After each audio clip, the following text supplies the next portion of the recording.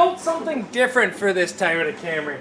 Because I want to supply power right to the computer, I want to supply power to the fuel pump, I want to bypass the starter, I want to supply power to maybe an electric fan or, I don't know, anything else I wanted.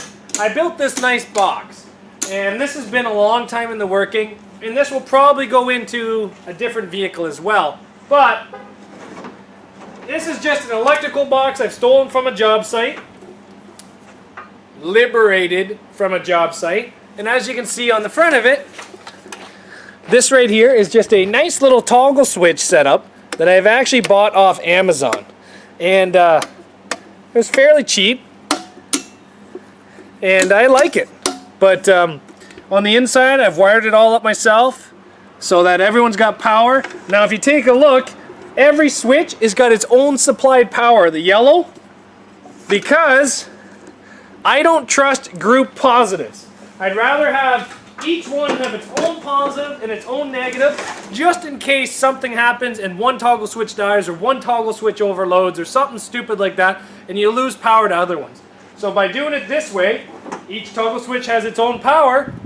It makes it so that if one dies, only that one dies, and then I can just switch it over to another one.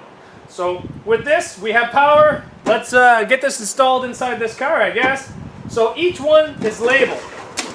Yellow, red, green, and then the extension cord, which is the smaller ones I don't want to use that much. You have white, black, and green, all labeled.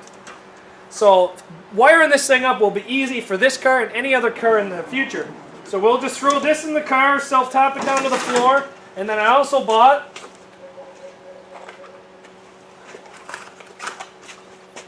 I did buy a new toggle switch for the roof because Napa sold it to me at a very high price than what I'm normally used to paying, but I don't have any and I'm tired of using Princess Auto pieces. I also bought this today. Now, I did spend a little bit more, and I did buy this one right from Napa. I believe it's a $12 toggle switch.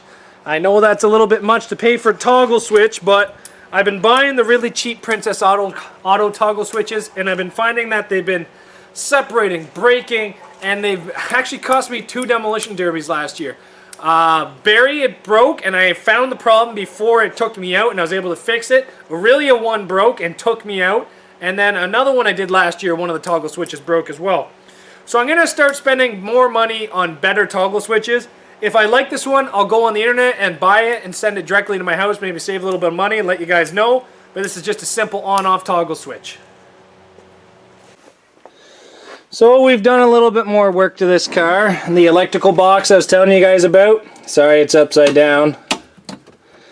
So each one now does a separate thing. These 3 here do nothing as of right now, but they're all wired in. This one right here is fuel pump. This one right here is computer. Start. So let's turn the key on. Remember, this car still doesn't run the best yet.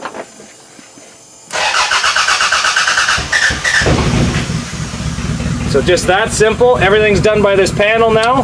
Fuel pump off, computer off.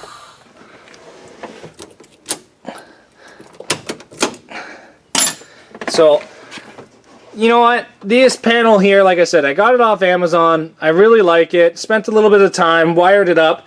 And now this will be my go-to panel for a lot of my derby cars. It's going to be very simple. So the main wires just go right to positive. Then black wires go right to negative, and then you have each wire labeled as it comes out. So I could probably even put like a cigarette lighter in here to charge my iPhone or something while I'm sitting inside the car. But that's another step done here on the Camry. We're going to have to do a little bit more stuff to make sure this thing's running right. So I'm going to try to figure that out shortly. But thanks for watching Zach's Workshop. Take care and see you guys here tomorrow.